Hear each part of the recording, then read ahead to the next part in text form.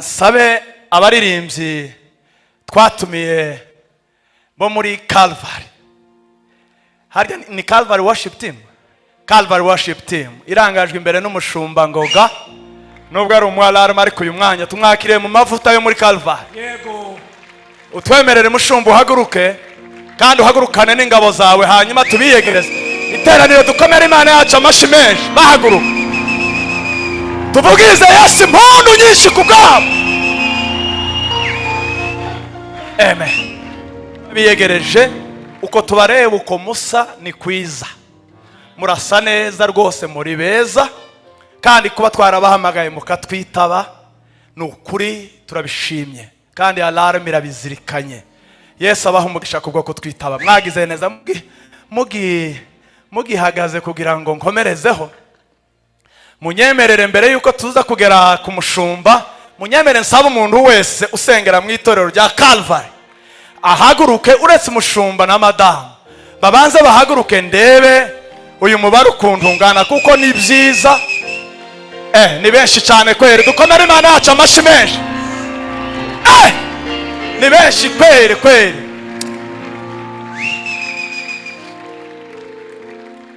Naringiye kuririmba akaririmbo k'ikorari yabo, hari igihe usanga bari bagateguye, ndakaretse ariko kandimo ni mutagakora igihe mbiyegereza, ni mutagakoraho njewe igihe baze guhaguruka alarme turakaririmba. Ariko munyemerere mbabwire ngo mwagize neza. Abakristo bose muri Calvary, abashumba ndimo ndababona hano, Imana ibaha umugisha kubwo kuza muherekeje umushumba wanyu, ari nawe mushumba wacu. Reka dukomere Imana yacu amashi kubwabo. Hanyuma munyemerere, nubwo bicaye ntacyo bitwaye, munyemerere dusabe apostle ave hasi ndetse na madamu, maze iteraniro twese dukomere Imana yacu amashi menshi. Haleluya. Tuvugize Yesu impundu nyinshi.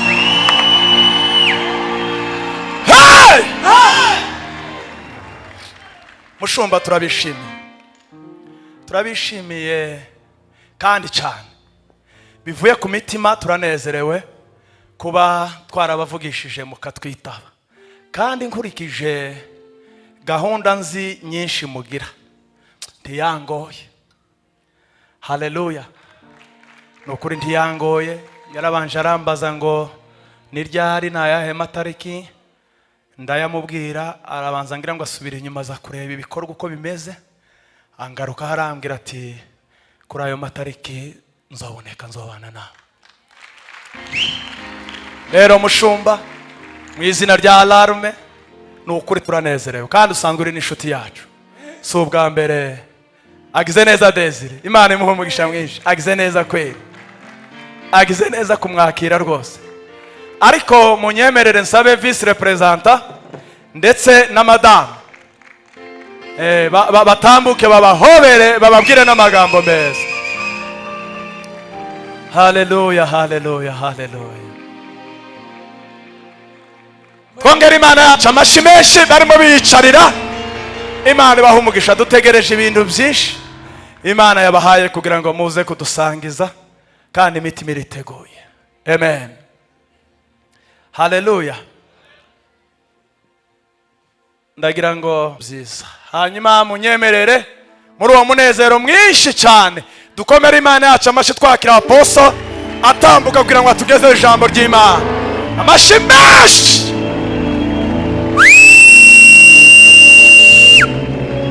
Amen.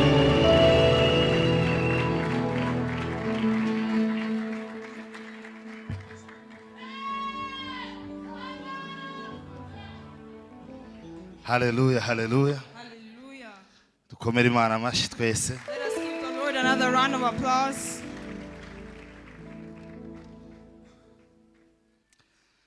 Niby'agaciro kuboneka hano hantu. It is of a great value to be here. Tubihaye agaciro kandi turabyubashye. We value it and we honor it. Imana yatwizeye ihimbazwe, ariko kandi yitwizera yonyine abayobozi ba alarme ntibabigiremo uruhare navyo ntabwo byari gukunda. We thank God and the leadership of Alarm Ministries for trusting us.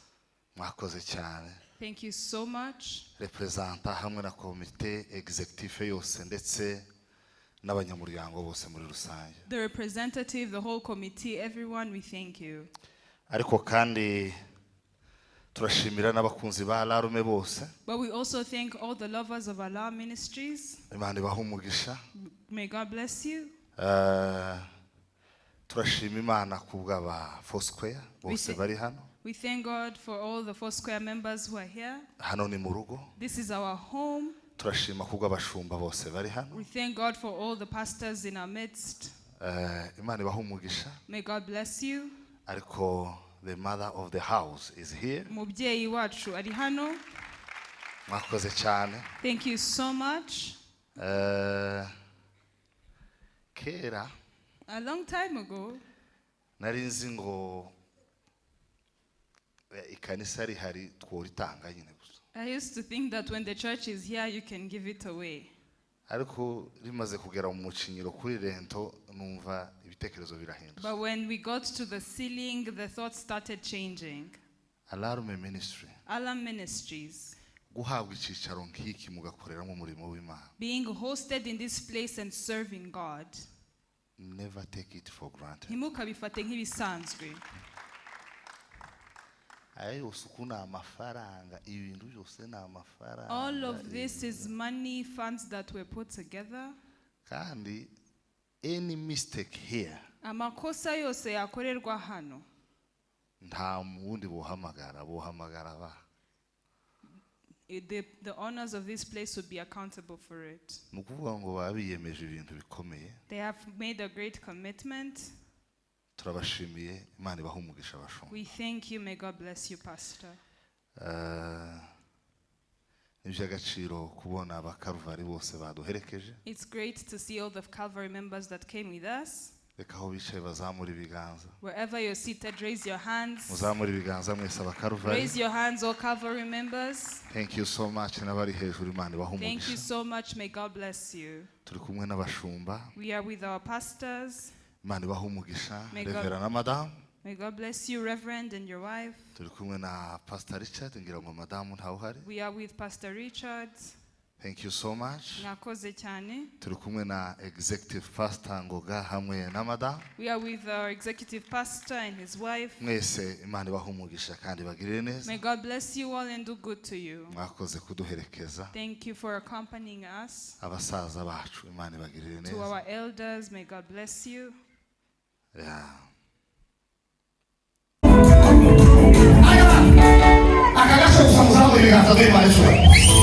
Muvugirize Imana karungu. Akagasho kusamuzamo Imana ishobora.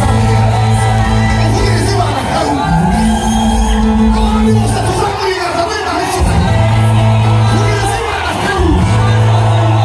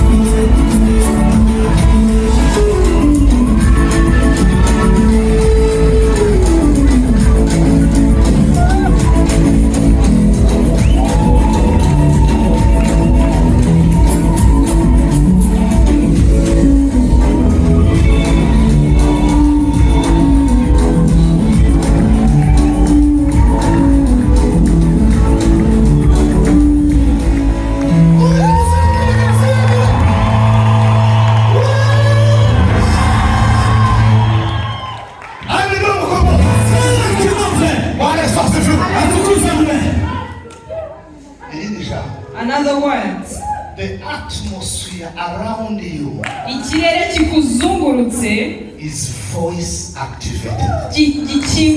gifungurwa n'ijwi. Tumubone ikibiro. Don't you see this Kimirongo? Iyi Kigali dutuyemo. This Kigali we live in, N'isi dutuyemo. and the world that we live in. Ibintu byose bituzunguza. Everything that surrounds us Bitegereje amabwiriza yawe. is waiting for our instruction. Ivuze. When you speak Utanga amabwiriza. and give instructions, Isi y'umwuka izija gukomanga ikivuze.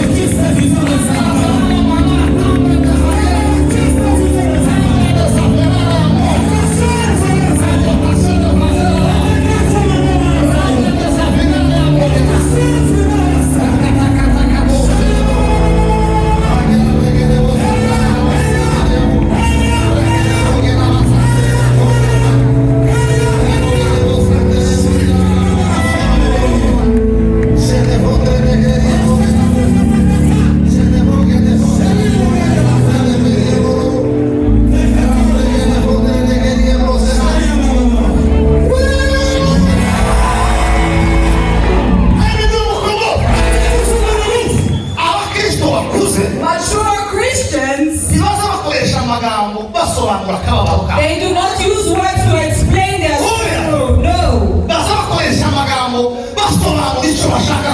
They use words to explain what they want to reach with God. Why? Because the man that we have is not just for speaking. The man that we receive, it will be for creating.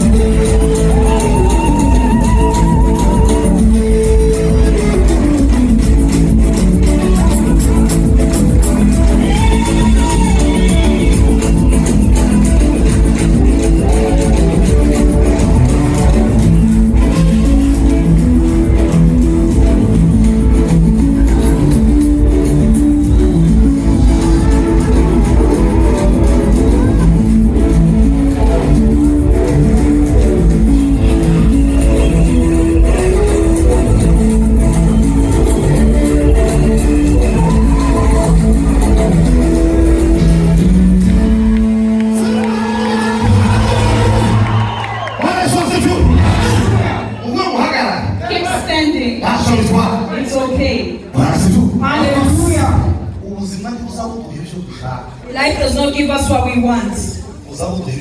It gives us what we ask for.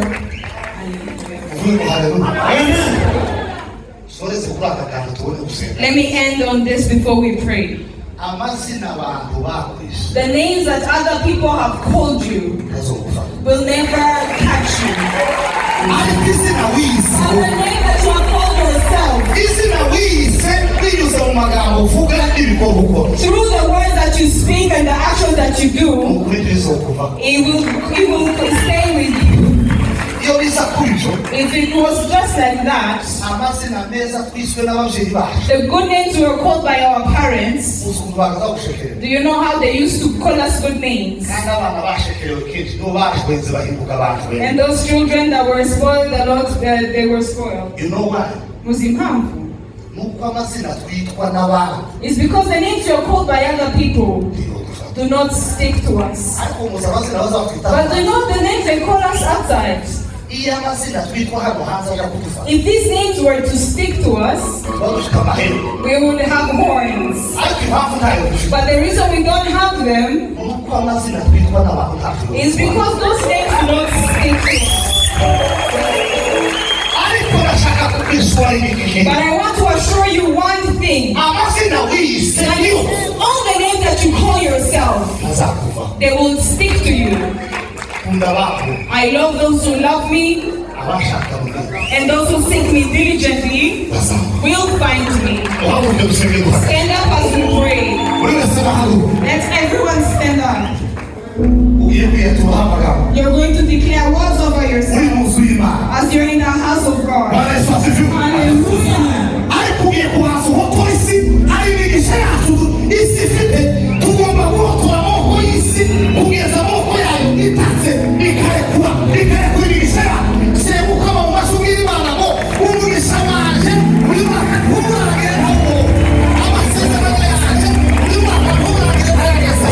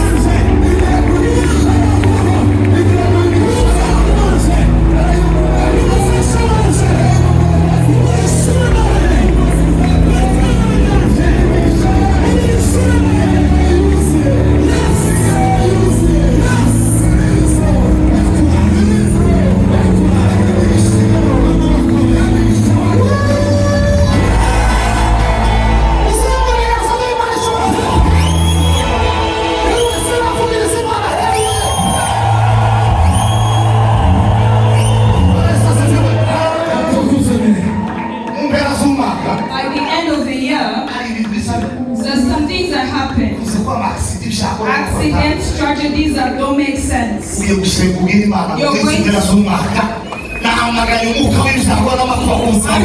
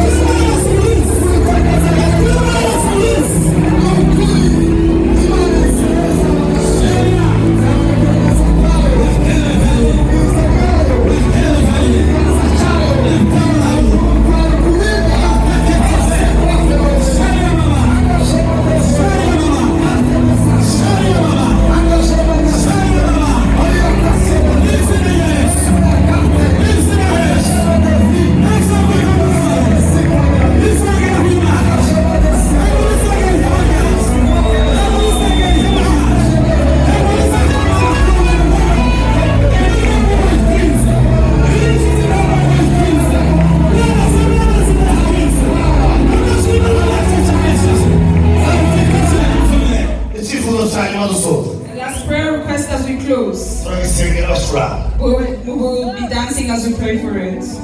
twavuze ngo wohereze ijambo abakristo bakuru bazawohereza ijambo mukazoza aho ibirenge byabo bitarage bakahohereza ijambo. Mature Christians send a word before their feet can step into the future. tushimira Imana urohereza ubuzima n'intsinzi imbere As you are sending success and life in your future. wohereza abana bawe intsinzi. Send your children victory. ubapazurira amarira. Make ways for them. ubafuye imfura y'agaciro. Be furious for them. nacuranga twese tushimira Imana. Play the music as we dance for God. Send life.